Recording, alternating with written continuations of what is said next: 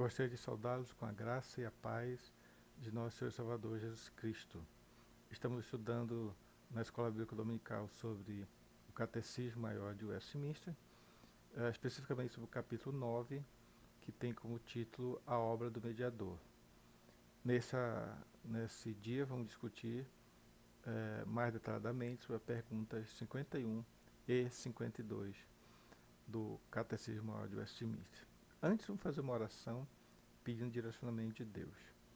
Senhor nosso Deus, nosso eterno Pai, louvado seja o teu santo e poderoso nome.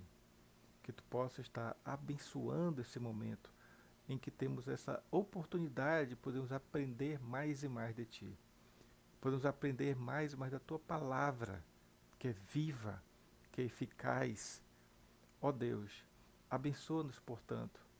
Faz-nos com que sejamos servos aprovados, que manejam muito bem a palavra da verdade. Ó Deus, que possamos responder a todos aqueles que nos perguntarem a razão da nossa fé. Sê com a tua igreja, sê conosco, abençoa esse momento, livra do todo o nosso pecado, é o que nós te rogamos, em nome e por amor de Jesus Cristo. Amém. Então, esse estudo, irmãos, ele é baseado no livro Catecismo Maior de Westminster Comentado, foi escrito por Johannes Gerhardus Voss, mas também sobre o comentário do Catecismo Maior de Westminster, da Igreja Presbiteriana Aliança em Limeira. Então as perguntas 51 e 52 são: primeiro, qual é o estado de exaltação de Cristo? E segundo, como foi Cristo exaltado na sua ressurreição? Então essas duas perguntas vão ser respondidas no estudo de hoje. Então, especificamente sobre a pergunta 51 é: qual é o estado de exaltação de Cristo? Os teólogos de Westminster chegaram à conclusão que a melhor resposta a essa pergunta é: o estado de exaltação de Cristo compreende a sua ressurreição, a ascensão, o estar assentado à destra do Pai e a sua segunda vinda para julgar o mundo. Perceba que são quatro situações, quatro elementos aqui. Então, ressurreição, primeira, a ascensão, segunda, o estar assentado à direita do Pai, a terceira, e o que vai ocorrer no futuro, que será a segunda vinda de Cristo. Para quê? Para julgar o mundo. Então, especificamente sobre essa pergunta dividida em quatro partes, a primeira delas é com relação à sua ressurreição.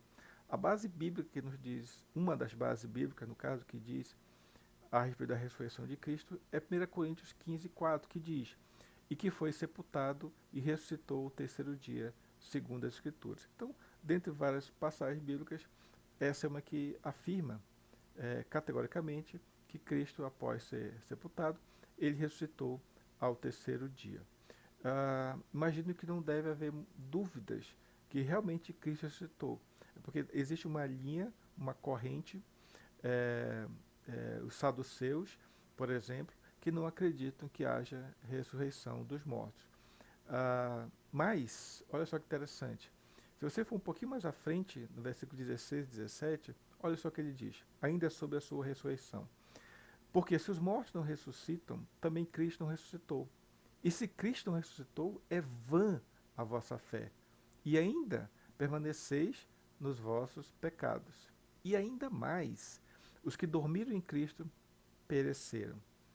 Se a nossa esperança em Cristo se limita apenas a esta vida, somos os mais infelizes de todos os homens. Se você não crê que Cristo ressuscitou, então tua fé é vã. Você ainda continua nos seus próprios pecados. E até mesmo aqueles que dormiram lá no passado, que morreram no passado, morreram em Cristo, mesmo assim eles pereceram. E se isso acontece, somos os mais infelizes de todos os homens.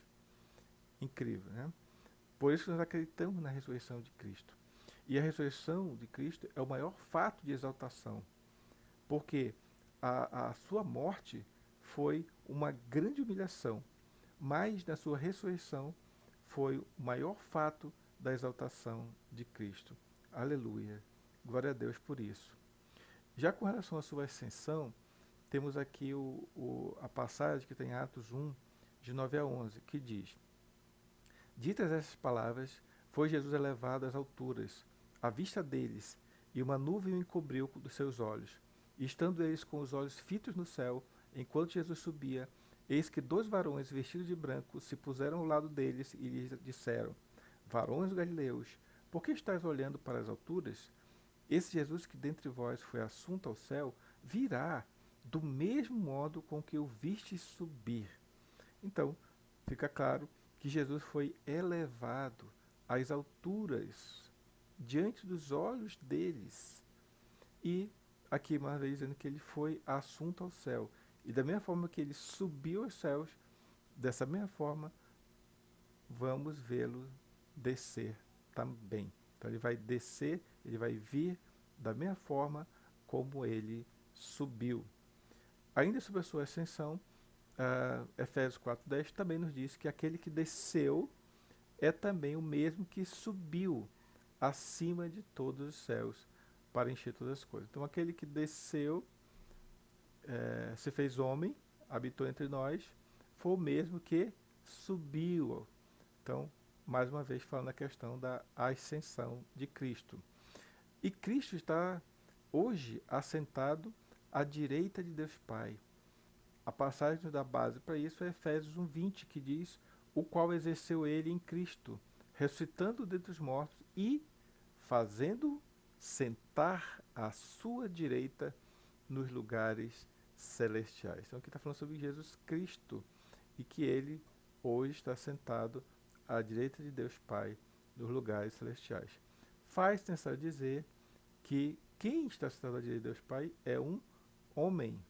É o homem, é Jesus Cristo, homem, que está sentado à direita de Deus Pai Todo-Poderoso. Mas também tem a segunda vinda. Atos 1:11 nos diz que, e lhes disseram: Varões galileus, por que estás olhando para as alturas? Este Jesus, que dentre vós foi assunto ao céu, virá do mesmo modo, ou do modo como o viste subir. Então a mesma passagem que acabamos de ler anteriormente, só que agora o destaque é exatamente nesse virá, porque ele vai vir segunda vez.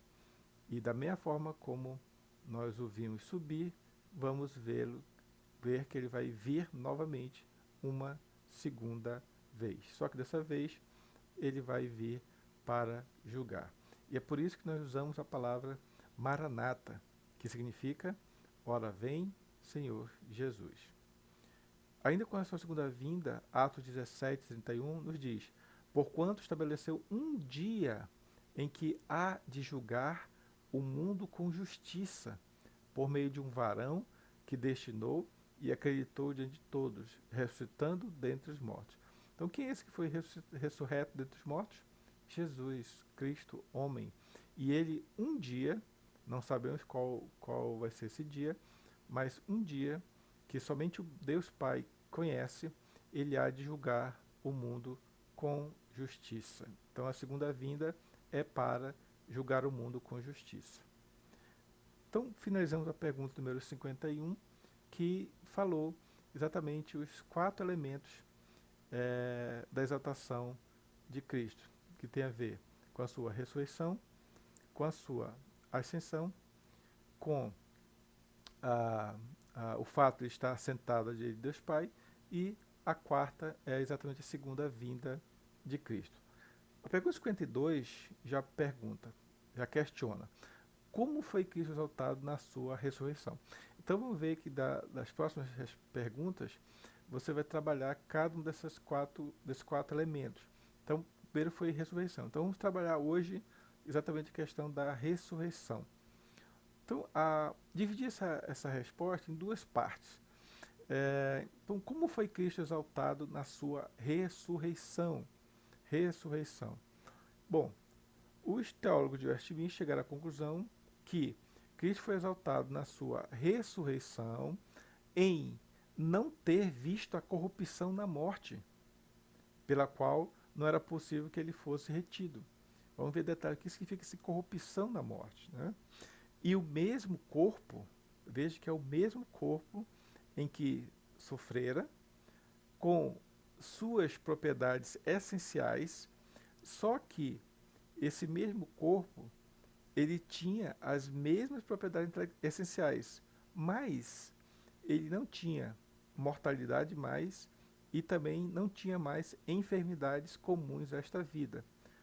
Ou seja, essa parte vermelha foi inclusão minha, tá? Mesmo corpo humano, mas agora um corpo glorificado. Então, esse mesmo corpo, agora glorificado, tendo realmente unido a sua alma, então houve essa união do corpo com a alma de Cristo. Essa aqui é uma questão, é um grande mistério, porque sabemos que Cristo tinha uma dupla natureza, natureza humana e natureza divina, mas isso aqui é um grande mistério. Mas aqui realmente a Bíblia nos dá base para dizer que foi realmente unida a sua alma. Em seguida, ressurgiu dentre os mortos ao terceiro dia pelo seu próprio poder. Muito importante você saber que Cristo ressurgiu dentre os mortos pelo seu próprio poder. Então, um rápido resumo do que vimos nessa resposta. Em primeiro lugar, sabemos que Cristo verdadeiramente morreu. Jesus, Cristo, morreu. Mas ele não ficou morto, porque é impossível que ele ficasse sob o poder da morte. Então, quando você vai ver o Salmo 16, verso 10, olha só o que diz: Pois não deixarás a minha alma na morte, nem permitirás que o teu santo veja corrupção. Então, interessante é que aqui falou-se, a alma nunca vai ficar na morte, nem vai permitir que o teu santo veja a corrupção. Então, a corrupção não vai fazer parte de Cristo e nem vai ficar a sua alma na morte. Ou seja, isso quer dizer que o seu corpo, o corpo de Cristo, o corpo que foi morto, não apodreceu no túmulo de forma sobrenatural, apesar de ter passado lá 3 dias, o corpo de Cristo não apodreceu. Por quê? Em primeiro lugar, aí tem algumas respostas. Em primeiro lugar, Cristo é, não ficou morto, pelo lugar que ele é filho de Deus. E filho de Deus, né, por definição, a palavra filho de Deus com F maiúsculo tem a ver exatamente com aquela dupla natureza de Cristo, aquela natureza humana, mas também a natureza divina. Então, apesar de alguns teólogos afirmarem que filho de Deus tem mais a ver com a natureza humana, eu creio que está mais voltado não para a natureza humana somente, mas para a natureza humana juntamente com a natureza divina. E essas duas naturezas são inseparáveis. Inseparáveis. Aí alguém pode fazer uma pergunta, mas quem morreu então? Então, Deus morreu? Não, Deus não morreu, porque Deus era imortal. O que morreu foi a natureza humana, mas é um mistério. Como é que pode, né, haver essa... não houve separação, mas quem morreu foi a natureza humana. É um grande mistério isso aí. E é muito difícil você conseguir explicar essa situação. Nós acreditamos nisso pela fé, que quem morreu foi a natureza humana. Mas também tem um segundo porquê. É que o motivo pelo qual Cristo se tornou humano foi exatamente morrer. Ele sabia que ele ia morrer. Estava claro que ele precisava morrer, porque senão não teria como nos salvar. Mas, olha só o que diz John Owen. A morte morreu na morte de Cristo. A morte morreu na morte de Cristo. Então a morte morreu exatamente com a morte de Cristo. Por quê? A dívida pelo pecado foi paga pela morte de Cristo. Cristo pagou a nossa dívida. E a dívida foi cancelada. Uma vez que você paga uma dívida, você rasga ali o contrato, você rasga, né, a cobrança. Rasgou, não existe mais cobrança. E, portanto, a morte perdeu todos os seus, vou colocar entre aspas, direitos sobre Cristo. Porque ele morreu, ok, morreu. Mas ele não pôde viver morto, porque ele é divino. Ele não é só humano, ele também é divino. E como ele é divino, não pode ficar morto eternamente. Por isso que ele, com a morte dele, ele venceu a morte. Engraçado isso, né? A morte que venceu a morte. Morte de Cristo que venceu a nossa morte. Não esqueçamos que a morte, ela é consequência do nosso pecado. E como o nosso pecado já foi pago na cruz, então a morte perdeu todos os direitos que tinha. Também sobre Cristo, ele como homem, apesar de não ter cometido pecado, mas ele morreu para pagar pelos meus pecados, pelos pecados de vocês, e também sobre nós mesmos, porque agora a morte foi vencida, foi tragada pelo próprio Cristo. Cristo tragou a morte. Então, muito interessante essa parte dessa questão, né? Por que Cristo não ficou morto durante muito tempo? Por que isso aconteceu? Né? A, a segunda parte, ainda dessa da resposta para a pergunta 52, diz o seguinte: o mesmo corpo de Cristo, ou seja, lembra que foi lido que tem as propriedades essenciais? Vamos voltar aqui só para a gente entender. Aqui, ó, o mesmo corpo que sofrera com suas propriedades essenciais. Então, o mesmo corpo de Cristo que tem a ver com propriedades essenciais, agora ele está glorificado. E esse corpo glorificado, com as mesmas propriedades essenciais, ou seja, tinha a mesma aparência física, agora uniu-se à sua alma. Então, o corpo glorificado de Cristo uniu-se à sua alma. Isso aqui é um mistério. A gente não consegue explicar, é difícil explicar. Mas eu sei que isso vai acontecer conosco também. Num dia, se Cristo voltar pela segunda vez, nós já estivermos mortos, os nossos corpos vão ressuscitar, corpo glorificado, e vai se juntar com a nossa alma. E em terceiro lugar, ele ressuscitou ao terceiro dia, pelo seu próprio poder. Não foi pelo poder de outros, mas foi pelo seu próprio poder. Interessante que, por exemplo, Lázaro ressuscitou, só que Lázaro ressuscitou através do poder de Cristo, não foi pelo poder dele próprio. Outro detalhe é que Lázaro, depois que ressuscitou, morreu novamente. Ao passo que Cristo é ressurreto, ressurgiu dentre os mortos, mas hoje Cristo continua vivo e está à direita de Deus Pai Todo-Poderoso. Então, o que nos dá base para essa primeira parte da resposta? Então, Atos 2:24, que diz que Cristo não viu a corrupção na morte, que diz, ao qual, porém, Deus ressuscitou, rompendo os grilhões. Grilhões pode ser prisão, pode ser correntes também, né? Então, rompendo os grilhões da morte, porquanto não era possível que fosse ele retido por ela. Então, a morte jamais conseguiria reter, segurar a Cristo, porque ele era divindade, ele era o Filho de Deus, que tinha uma dupla natureza, tanto natureza humana, mas também tinha natureza divina. E o Filho de Deus sempre foi incorruptível em todas as suas ações, tanto física como espiritual, porque fisicamente não cometeu pecado e espiritualmente ele tinha uma natureza, tem uma natureza divina também. Então não viu a corrupção na morte. Outro detalhe é que ele sofreu no seu corpo. Né? O seu corpo sofreu. E tanto é que na passagem Lucas 24:39, veja que diz: vede as minhas mãos e os meus pés, que sou eu mesmo. Apalpai-me e verificai, porque um espírito não tem carne nem ossos, como vedes que eu tenho.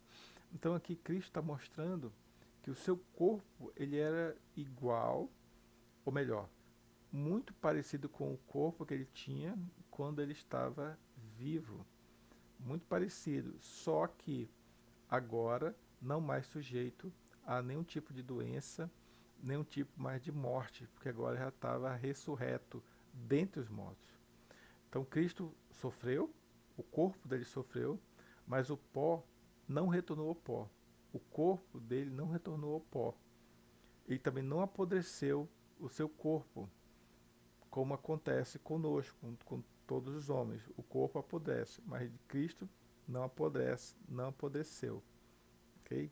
Então ele sofreu no seu corpo, mas de forma miraculosa, de forma sobrenatural, o seu corpo não apodreceu. Ah, ainda com relação à união do corpo com a alma, o que nos dá base é Apocalipse 1:18, que diz: Estive morto, mas eis que estou vivo, pelos séculos dos séculos, e tenho as chaves da morte e do inferno. Então estive morto, mas eis que estou vivo. A passagem de Apocalipse 1:18, então, nos fala aqui que Cristo, que esteve morto, mas que agora está vivo. E esse vivo aqui, obviamente, que inclui não somente o seu corpo, mas também a sua alma. Um detalhe importante que eu gosto sempre de frisar com relação a esses assuntos é a morte. Ela é muito importante para todos os seres humanos. Por quê?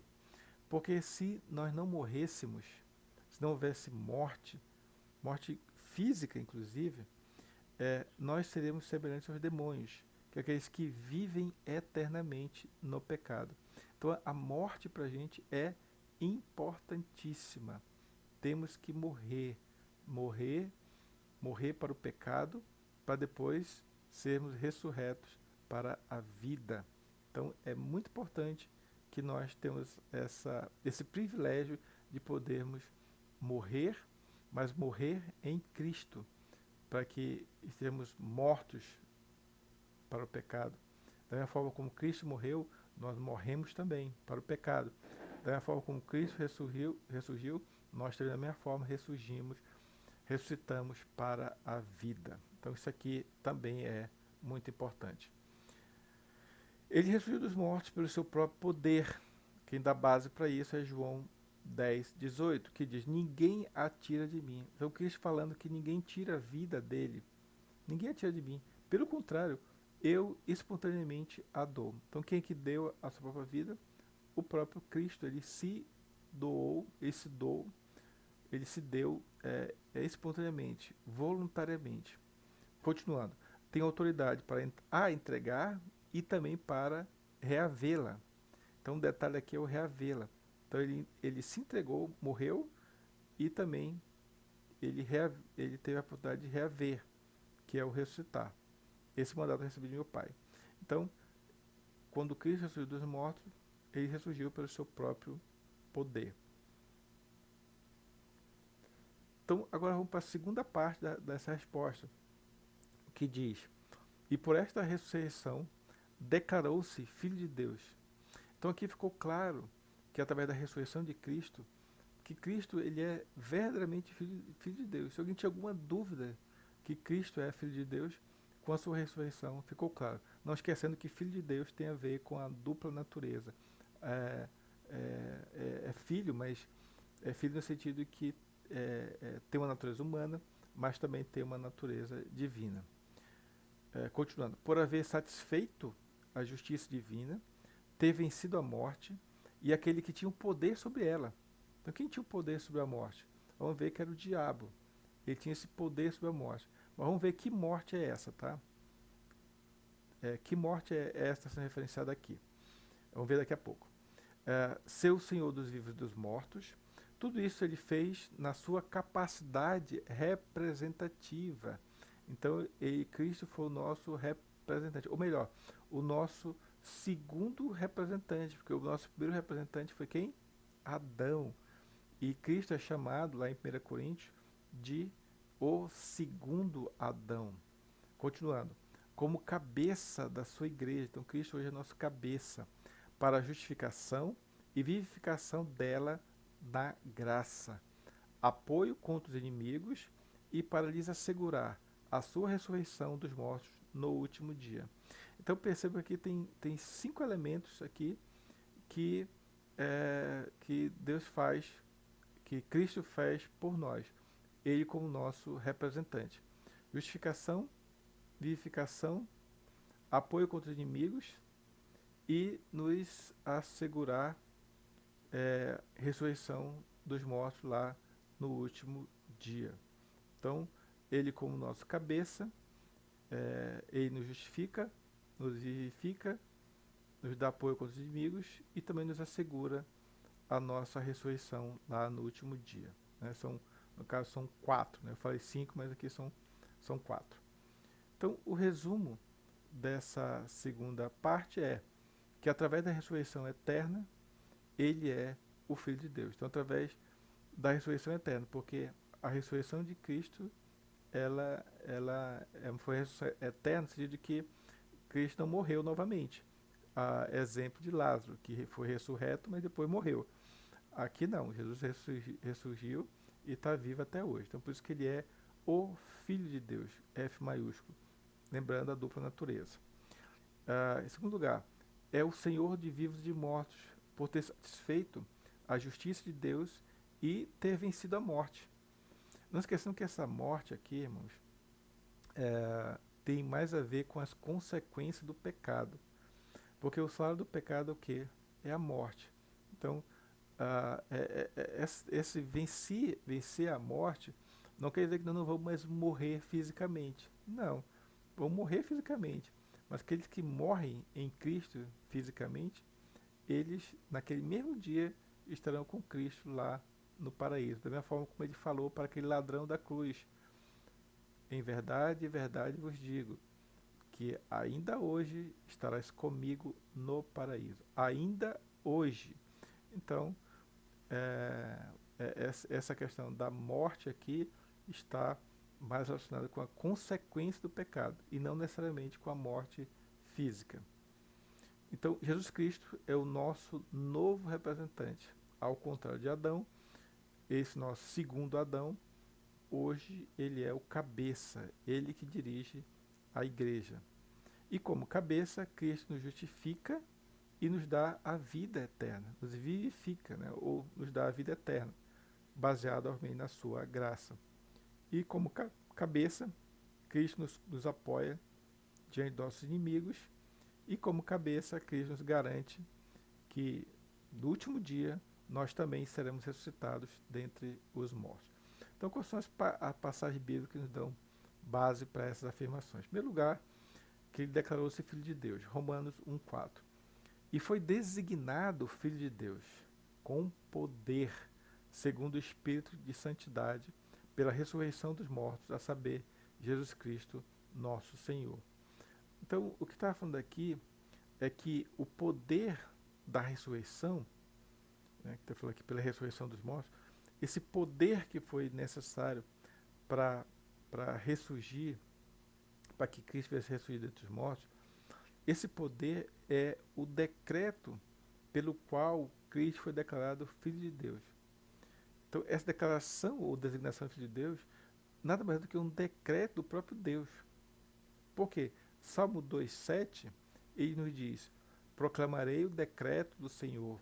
Ele me disse: tu és meu filho, eu hoje te gerei.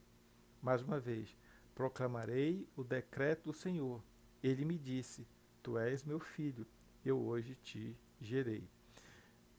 Então, foi o decreto de Deus que fez com que através da ressurreição de Cristo, é que ele foi designado Filho de Deus. Não esquecendo que Filho de Deus refere à divindade e à humanidade juntas. 1 Coríntios 15, 17, que diz que Cristo satisfez a justiça divina, baseado aqui em 1 Coríntios 15, 17, que diz: e se Cristo não ressuscitou, é vã a vossa fé, e ainda permaneceis nos vossos pecados. Tínhamos lido essa passagem anteriormente, mas aqui vale a pena dizer que Cristo, ele não só ele é o justo, mas ele também é o justificador de todo aquele que crê. Então, nossa justiça não é nossa, mas baseada no sacrifício de Cristo na cruz. Hebreus 2,14 já nos diz que ele venceu a morte. Interessante porque, olha só o que diz Hebreus 2,14. Visto, pois, que os filhos têm participação comum de carne e sangue, destes também ele igualmente participou, para que por sua morte destruísse aquele que tem o poder da morte, a saber, o diabo. Então veja que aqui é como se o diabo tivesse o poder da morte, né? Já falei que o salário do pecado é a morte, ou seja, a consequência do pecado ela é a morte, mas não necessariamente morte física, verdade? E como Cristo já pagou pelos nossos pecados, a nossa morte, aquela morte eterna, separação de Deus, separação do amor de Deus, ela foi abolida. Ela foi abolida.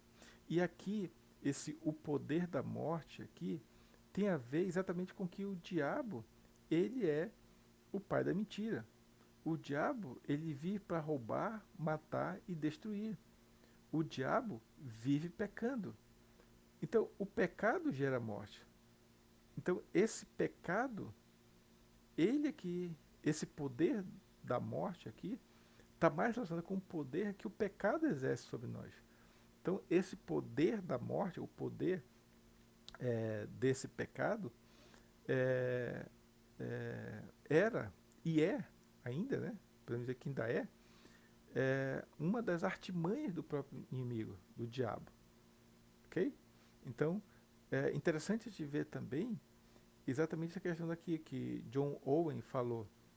Ele escreveu um livro chamado A Morte da Morte na Morte de Cristo. A Morte da Morte na Morte de Cristo. Então, a morte morreu. Quando? Na morte de Cristo. Morte da morte na morte de Cristo. Interessante. Quando Cristo morreu, ele eliminou, vamos colocar, esse poder do diabo sobre nós. Porque agora nós somos livres e temos livres também acesso ao Pai. Hoje o Senhor, ele é o Cristo, nosso Senhor dos vivos e dos mortos. Romanos 14, 9, que diz: foi precisamente para esse fim que Cristo morreu e ressurgiu, para ser tantos, para ser Senhor, tanto de mortos como de vivos. Então o Senhor, ele é Senhor, tanto de mortos como de vivos. Esse aqui tem uma interpretação, tem várias interpretações aqui, né? O Senhor, ele é Senhor de todos, independente se a pessoa crê em Jesus ou não. Porque todo joelho se dobrará e toda língua vai confessar que Jesus Cristo, ele é o Senhor. Então ele é Senhor tanto dos incrédulos como dos crédulos. E aqui um comentário interessante também sobre esse assunto é que o velho homem morreu com Jesus e o novo homem nasceu com a sua ressurreição. Eu tinha falado anteriormente, né, que o homem ele morre também, morre para o pecado, que é exatamente o seu velho homem. E o novo homem, ele nasce em Cristo, através da ressurreição de Cristo, ele renasce. Então ele morre de um lado para o pecado, mas ele renasce, ele ressurge para a vida, e a vida em abundância. Cristo também, ele possui uma capacidade representativa. 1 Coríntios 15, 21 e 22 nos diz: visto que a morte veio por um homem, também por um homem veio a ressurreição dos mortos. Porque assim como em Adão todos morrem, assim também todos são vivificados em Cristo. Aqui uma comparação, então, entre Cristo e Adão. Onde em Cristo todos morrem, porque todos nascem pecadores, todos os filhos de Adão já nascem pecadores, então já nascem mortos, mas através de Cristo todos são vivificados. Portanto, Cristo é chamado o segundo Adão, que ele é o pai da nova humanidade, que é composta, obviamente, somente pelos aqueles que foram remidos pelo sangue do Cordeiro, Cordeiro de Deus. E Cristo também é o cabeça da sua igreja. Efésios 1:22 nos diz que e pôs todas as coisas debaixo dos pés e para seu cabeça todas as coisas. E para seu cabeça sobre todas as coisas, o deu à igreja, a qual é o seu corpo, a plenitude daqueles que a tudo enche em todas as coisas. Então Cristo ele é o cabeça da igreja. Da mesma forma que um corpo humano, nós também somos totalmente dependentes do cabeça. O corpo humano só faz o movimento se a cabeça mandar, se a cabeça ordenar. Da mesma forma somos nós, a igreja, somos o corpo de Cristo. Justificação, o qual foi entregue por causa das nossas transgressões e ressuscitou por causa da nossa justificação. Também tínhamos lido essa parte aqui uma outra vez, mas só para dizer que a justificação ela só é possível nós sermos justificados efetivamente a partir da ressurreição de Cristo. Porque agora Cristo não está morto, mas está vivo. E como vivo, ele pode nos justificar. E também temos a vivificação da igreja na graça. Efésios 2, de 5 a 6, que diz: "E estando nós mortos em nossos delitos, nos deu vida juntamente com Cristo. Pela graça sois salvos. E juntamente com ele nos ressuscitou e nos fez assentar nos lugares celestiais em Cristo Jesus." Então, nós que estávamos mortos, agora nós temos vida. Quem nos deu vida? O próprio Cristo, através da graça. Apoio contra os nossos inimigos. 1 Coríntios 15, 25 e 26, que diz: "Porque convém que ele reine até que haja posto todos os inimigos debaixo dos pés." O último inimigo a ser destruído é a morte. Porque convém que ele reine até que haja posto todos os inimigos debaixo dos pés. É claro que essa morte aqui ela foi vencida pelo próprio Cristo através da sua morte. A morte da morte na morte de Cristo. Não esquecemos que os nossos inimigos são o mundo, o diabo e a nossa própria carne. Então são 3 inimigos que nós temos. Mas esses 3 inimigos todos apontam para o pecado. São três formas, são 3 elementos que nos direcionam para pecar. Mas, se nós considerarmos que Cristo morreu para pagar pelos nossos pecados, então a morte, que é a consequência do pecado, a morte foi destruída. E ainda assegurar a nossa ressurreição no último dia. 1 Coríntios 15 e 20 diz: "Mas de fato Cristo ressuscitou dentre os mortos, sendo ele as primícias que dormem." Então, se Cristo, homem, foi ressurreto entre os mortos, hoje ele é o primeiro dentre os homens que está lá no céu ressurreto. Um dia nós também seremos ressuscitados pelo poder de Cristo. Finalizamos então essa aula e temos aqui um questionário.